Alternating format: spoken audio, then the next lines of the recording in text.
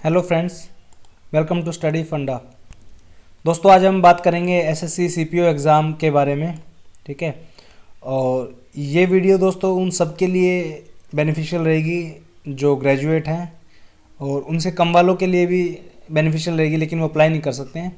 ठीक है, इस वीडियो में बढ़ने से पहले दोस्तों मैं कुछ बताना चाहूँगा आपको। जनरली जो पिछली वीडियोज़ में मैंने जो वीडियोज़ बनाई थी तो उसमें बच्चों ने कहा था कि सर एज रिलैक्सेशन वगैरह, एलिजिबिलिटी वगैरह अच्छे से डिफाइन कीजिए। ठीक है, तो इस वीडियो में मैंने सब कुछ अच्छे से बताया, क्या क्या आपको करना है, क्या क्या नहीं करना है, क्या क्या एलिजिबिलिटी है।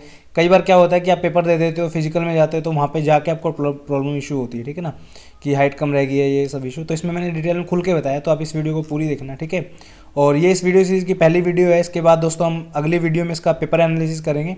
इस वीडियो में जनरली बताऊँगा कि एग्ज़ाम कैसे होता है और क्या बोलते हैं, क्या क्या एलिजिबिलिटीज़ वगैरह हैं। ठीक है, आपको क्या क्या इस एग्ज़ाम में कैसे कैसे क्लियर करना है सिलेक्शन होने पाने के लिए। ठीक है ना, चलिए बढ़ते हैं। एसएससी सीपीओ एग्ज़ाम दोस्तों, सीपीओ एग्ज़ाम, सीपीओ से मतलब है सेंट्रल पुलिस ऑर्गेनाइजेशन। ठीक है, तो इस एग्ज़ाम के थ्रू जो होता है, जो सिलेक्शन होता है, वो सब इंस्पेक्टर्स और एएसआई की पोस्ट पर होता है दोस्तों। ठीक है, सब इंस्पेक्टर इन दिल्ली पुलिस और CAPF, central armed police forces, यानी कि अपनी जो पैरामिलिट्री फोर्सेज उनमें, और एएसआई लगते हैं इसमें दोस्तों सीआईएसएफ में। ठीक है, इस एग्जामिनेशन के थ्रू। अब बात करते हैं कि दिल्ली में क्या मिलेगा आपको। ठीक है, अगर आप दिल्ली में लगते हो तो सब इंस्पेक्टर जो एग्जीक्यूटिव ब्रांच होते हैं उसमें होते हो आप, और ये ग्रुप सी के अंडर आते हैं दिल्ली पुलिस में। ठीक है ना, और इसका जो पे स्केल रहेगा वो 9300 से 3400 रहेगा, और पे बैंड जो सेकंड वाला है, और ग्रेड पे है 4200 दोस्तों। ठीक है, अब बहुत सारे बच्चों को दिक्कत आती है कि सैलरी क्या रहेगी। ठीक है ना, तो इसके लिए दोस्तों मैं आपके लिए एक अलग वीडियो बनाऊंगा। अगर आपको अलग वीडियो चाहिए कि सैलरी को कैसे काउंट करते हैं किसी भी रैंक के लिए, ठीक है, इन दो चीज़ों को आपको पता होना चाहिए, सिर्फ पे स्केल क्या है और ग्रेड पे क्या है। ठीक है, तो आप मुझे कमेंट बॉक्स में बताइए, मैं आपके लिए अलग से वीडियो बनाऊंगा दोस्तों। ठीक है, वैसे मोटा मोटा अगर देखा जाए तो इसमें 38 टू 40 के अराउंड आपकी स्टार्टिंग होगी इस ग्रेड पे में अगर आप ज्वाइन करते हो तो। ठीक है, बाकी अलाउंसेस वगैरह अलग अलग रहते हैं, जैसे हाई एल्टीट्यूड अलाउंस वगैरह अलग जैसे। ठीक है, उसके बाद जो जैसे पैरामिलिट्री सब इंस्पेक्टर है, अगर नक्सल लाइट एरिया में तो उनका अलाउंस वगैरह अलग होता है, लेकिन मोटा मोटा अगर देखा जाए तो 35 टू 40 के बीच में रहता है। ठीक है,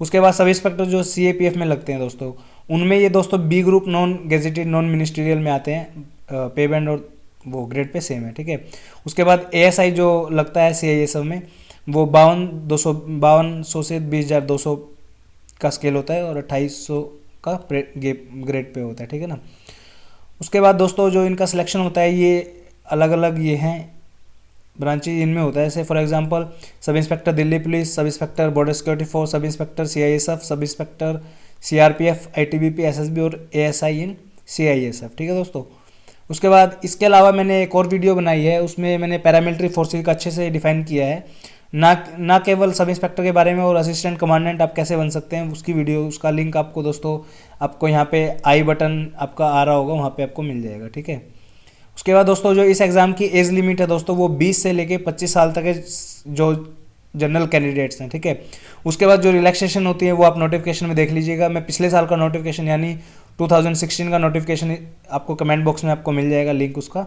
ठीक है, तो उसमें आप डिटेल से पढ़ सकते हो। 2017 का भी नोटिफिकेशन आया नहीं है, वो जल्दी से आ जाएगा। ठीक है, तो मैं चाहता हूँ कि जल्दी से पहले ही तैयारी शुरू कर दीजिए, ताकि पहले अटेम्प्ट में इस एग्ज़ाम को क्लियर कर सकूँ।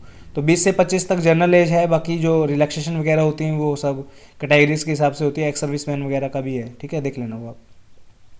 उसके बाद जो एलिजिबिलिटी है दोस्तों, जो इस एग्ज़ाम को अप्लाई करने की है दोस्तों, बैचलर डिग्री है या उसके इक्विवेलेंट कोई भी डिग्री। ठीक है, बैचलर डिग्री कोई भी हो सकती है, बीए, बीटेक, बीएससी, बीकॉम, कुछ भी। ठीक है ना, जो बैचलर डिग्री है। उसके बाद दोस्तों ये वाला चीज़ इंपॉर्टेंट है, ये आपको शायद नोटिफिकेशन में आप पढ़ते भी नहीं होंगे इस चीज़ को, लेकिन ये इंपॉर्टेंट है, इसलिए मैंने इसको मार्क किया है यहाँ पे।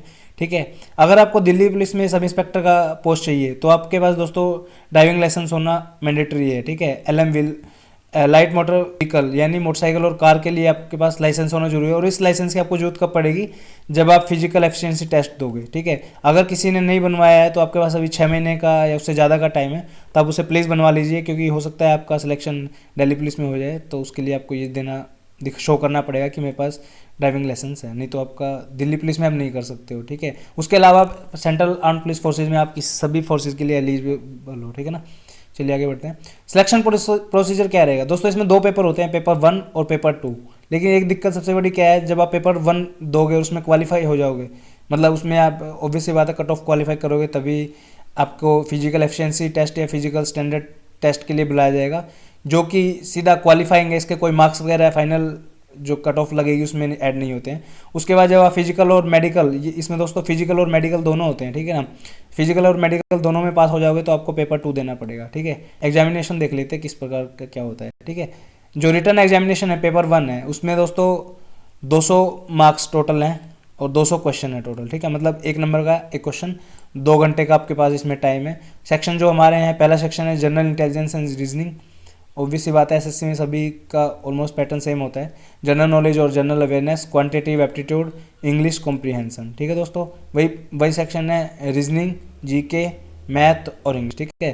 2 घंटे का टाइम है और 200 क्वेश्चन है, ठीक है। उसके बाद दोस्तों जो पेपर 2 होगा, ठीक है, ये पिछले साल का है दोस्तों, इसको इग्नोर कर दीजिएगा, ठीक है। जनरली जो होता है मतलब ऑलमोस्ट सबका सेम ही होता है, ठीक है ना, हर ईयर, लेकिन थोड़ा बहुत चेंज हो सकता है तो कुछ कह नहीं सकते हैं, वैसे एक जस्ट हिंट है। उसके बाद जो इंग्लिश लैंग्वेज और कॉम्प्रीहेंशन का होगा उसका 200 मार्क्स का होगा और 200 क्वेश्चन आएंगे, ठीक है। उसके बाद जो इसमें भी टाइम आपको 2 घंटे का मिलेगा। ये पेपर कब होगा, जब आप फिजिकल और मेडिकल दोनों क्वालिफाई कर लोगे, ठीक है ना। उसके बाद जो क्वेश्चन होंगे, जो क्वेश्चन पेपर होगा वो सब दोनों ही ऑब्जेक्टिव में होंगे, मल्टीपल चॉइस क्वेश्चन होंगे, ठीक है।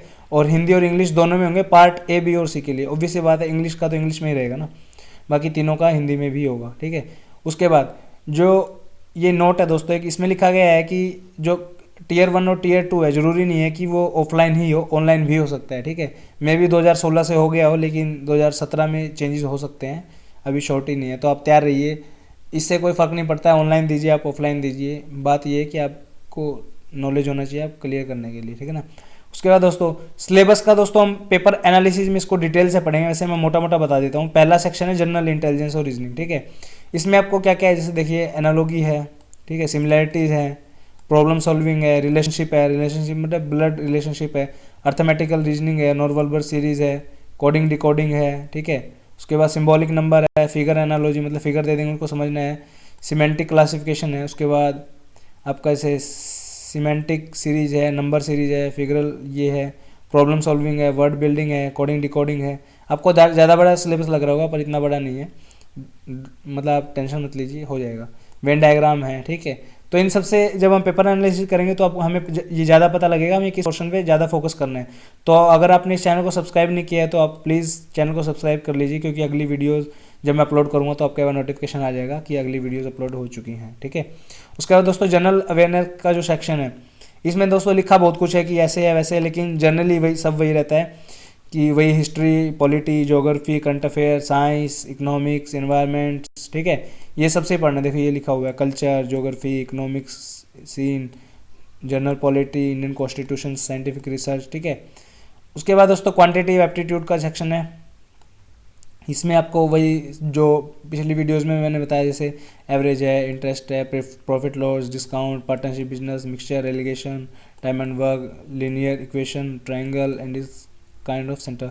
एक चीज़ बताना चाहूँगा दोस्तों, इसका एग्ज़ाम जो होता है ना एसएससी सीजीएल के टाइप का ही होता है, लेकिन उससे थोड़ा सा मतलब क्वेश्चन तो ऑलमोस्ट सेम रहेंगे, लेकिन जो क्वेश्चन का लेवल होगा वो उससे थोड़ा सा कम होगा, ठीक है। सीजीएल का लेवल थोड़ा हाई होता है क्वेश्चन का, क्वेश्चन इसमें भी ऑलमोस्ट सीजीएल जैसे ही होते हैं, पर इनका मतलब सॉल्व करने में थोड़ा कम टाइम लगेगा, ठीक है। थोड़ा सा लेवल आसान है इसका, ठीक है। लेकिन ये बात आप बिल्कुल कभी मत सोचना कि ये बिल्कुल ही आसान है। ग्रेजुएशन के बेस पे अगर कोई टेस्ट होता है तो दोस्तों उसमें काफ़ी पढ़ना पड़ता है, मेहनत की उसमें काफ़ी ज़रूरत होती है, ठीक है। उसके बाद दोस्तों जनरल जो इंग्लिश कॉम्प्रीहेंशन वाला पार्ट है, डी पार्ट हमारा जो था 50 मार्क्स का है, तो वो उसमें दोस्तों इन्होंने लिखा है candidates ability to understand correct English and his basic comprehension and writing ability would be tested. वही सब चीज़ें आपको पता होना चाहिए, वर्ब, प्रोवर्ब, नाउन, प्रोनाउन, ठीक है, सेंटेंस, करेक्शन, एरर वगैरह, ठीक है ना, सिनोनियम, एंटोनियम, ये सब इसमें दोस्तों आपको पता होना चाहिए, जो कि हम पेपर एनालिसिस में सब कुछ डिटेल से देखेंगे, ठीक है।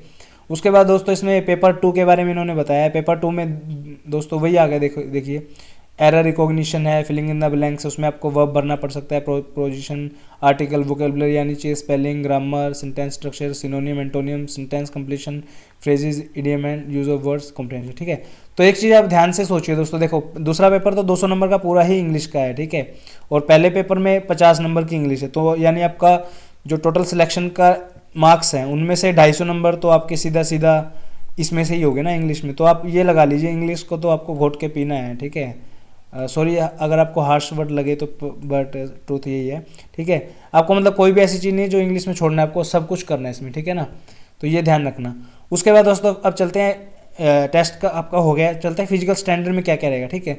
मेल कैंडिडेट के लिए दोस्तों 170 सेंटीमीटर की हाइट होनी चाहिए मिनिमम, ठीक है। उससे ज़्यादा चलिए कोई दिक्कत नहीं है, लेकिन जो जनरल है मेल है, ठीक है। इसमें मेल कैंडिडेट का मतलब क्या है, जो हमारे जनरल कैंडिडेट हैं, ओबीसी हैं और एससी कैंडिडेट्स हैं, उनके लिए 170 सेंटीमीटर हाइट या फिर 5.57 फीट, मतलब 5 फुट 5 इंच, यानी 6 इंच ही लगा लीजिए आप, 57 को आप 6 ही मान के चलिए। 5 फुट 6 इंच अगर आपकी हाइट है तो आप इसके लिए एलिजिबल हो। अगर मान लो सोचो कोई 5 फुट 5 इंच है किसी की हाइट, तो उसमें काम नहीं चलेगा, लेकिन आप टेंशन मत लीजिए, इनका भी सोल्यूशन हो जाता है, आप पेपर के लिए पहले तैयारी कीजिए, ठीक है। रिलैक्सेशन में दोस्तों वो है जैसे जो हिली एरियाज़ हैं या जिनको अलग से रिलैक्सेशन मिलती है, उनके लिए 165 सेंटीमीटर और 5.41 फीट, ठीक है, मतलब 5 फुट 41 इंच ऐसा मतलब, ठीक है, सॉरी 4 इंच। उसके बाद जो ऐसे कैंडिडेट्स हैं उनके लिए एसटी कैंडिडेट्स हैं उनके लिए छूट है 162.5 सेंटीमीटर और 5.33 फीट, ठीक है। फीमेल कैंडिडेट्स हैं जो उनके लिए है 157 सेंटीमीटर्स या 5 foot 2 inch.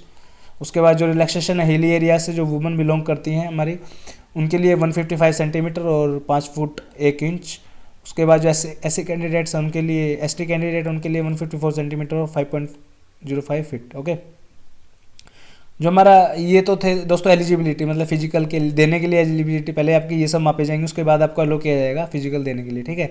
Physical efficiency test या फिजिकल स्टैंडर्ड टेस्ट में आपको क्या क्या करना होगा। ये मेल कैंडिडेट के लिए दोस्तों आपको 100 मीटर की रेस क्वालिफाई करनी पड़ेगी, 16 सेकंड में इसका टाइम है। उसके बाद 1600 मीटर की जो रेस है वो 6.5 मिनट में है। लॉन्ग जंप आपको दोस्तों 3.65 मीटर या 12 फुट 3 चांसेस आपको मिलेंगे, उसमें क्वालिफाई करना है। उसके बाद हाई जंप 1.2 मीटर या 4 फुट के करीबन 3 चांसेस में मिलेंगे आपको। उसके बाद शॉर्ट पुट है दोस्तों 7.25 किलो का है, 4.5 मीटर फेंकना है आपको 3 चांसों में, ठीक है। तो ये सब है मेल कैंडिडेट के लिए जो वो है, ये आपको क्वालिफाई करना है। उसके बाद फीमेल जो कैंडिडेट है उनके लिए 100 मीटर है दोस्तों, वो 18 सेकंड में है। 800 मीटर है वो 4 मिनट में क्वालिफाई करना है। उसके बाद 2.7 मीटर यानी 9 फीट जो लॉन्ग जंप है आपको 3 चांसों में वो क्लियर करना है, और 3 फुट की आपको हाई जंप लगानी है, ठीक है। उसके बाद दोस्तों those candidate who are not declare to qualified in physical standard आई हाइट और चेस्ट। इसका मतलब क्या है दोस्तों, जो हाइट वगैरह में जो क्वालिफाई नहीं हो, मान लो आपकी जैसे हाइट आपकी इधर बात करते हैं, ठीक है, मान लो आपकी यहाँ पे 169 रह गई है, ठीक है, 1 सेंटीमीटर कम है, तो 1 सेंटीमीटर अगर 5 फुट और इंच में करेंगे तो बहुत कम आएगी, तो उसमें आप अपील कर सकते हो दोस्तों, ठीक है। वहाँ पे जो बोर्ड बैठा होता है ना, वहाँ पे आप अपील कर सकते हो। You may prefer an appeal if they so desire the appellate authority present on the physical efficiency test ground the decision of the, मतलब अगर वो अलाउ करेंगे कि हाँ ठीक है आप कर सकते हो तो आपको अलाउड हो जाएगा। अगर उन्होंने एक बार रिजेक्ट कर दिया तो आपको भी बाहर जाना पड़ेगा वहीं से, ठीक है। तो ये सब देख लेना। उसके बाद आई साइट का दोस्तों है, कईयों को चश्मे लगे होते हैं तो उनके लिए पंगा रहता है, तो उनके लिए बताऊंगा। जो मिनिमम डिस्टेंस विजन है दोस्तों 6x6 और 6x9 होना चाहिए, और 2 eyes without correction. Without correction का मतलब क्या है कि आप ग्लासेस नहीं लगा सकते हो, ठीक है। 6x6 और 6x9 का मतलब क्या है, 6x6 वो होता है जैसे दोस्तों मान ले कोई एक आदमी है, ठीक है, और यहाँ पे मान लो कोई चीज़ है, मान लो आप पढ़ रहे हो, तो ये वाला डिस्टेंस मगर मान लो अगर आपका 6 है, तो एक नॉर्मल आदमी भी 6 मीटर से देख सकता है और आप भी 6 मीटर से देख सकते हो, ठीक है। तो ये हो गया 6x6। 6x9 का मतलब क्या है, अगर एक नॉर्मल आदमी 9 मीटर से कोई चीज़ साफ साफ देख सकता है और आप उस चीज़ को सिर्फ 6 मीटर से देख पा रहे हो, मतलब 6 मीटर तक आपको साफ दिख रहा है, लेकिन अगर पीछे जाओगे तो आपको धुंधली दिखने लग जाएंगी वो चीज़ें, तो ये होता है 6x9, ठीक है ना। तो आपको शायद समझ में आ गया होगा। तो ग्लासेस अलाउड नहीं, लेकिन एक इसमें एक सजेशन ये है कि आप पहले एग्ज़ाम की तैयारी कीजिए, क्योंकि लसिक लेज़र वगैरह का सिस्टम है तो मतलब काफ़ी आसान है उससे, ठीक है। और अगर आप 2-3 महीने पहले अगर लेज़र करा लेते हो तो उसमें कोई इशू होने वाला भी नहीं है, ठीक है ना। उसके बाद दोस्तों आपका नोकनी नहीं होना चाहिए, फ्लैट फुट नहीं होना चाहिए, वेरिकोस वेन, और आँखों में मतलब जो जैसे कई बार आँखें वो हो जाती हैं किसी की, तो वो नहीं होना चाहिए आपके पास। और हाई कलर विजन मतलब कलर ब्लाइंडनेस नहीं होना चाहिए। Good mental and bodily health और free from the physical defect आपकी बॉडी होनी चाहिए, ठीक है। उसके बाद ये चीज़ इंपॉर्टेंट है दोस्तों, ठीक है।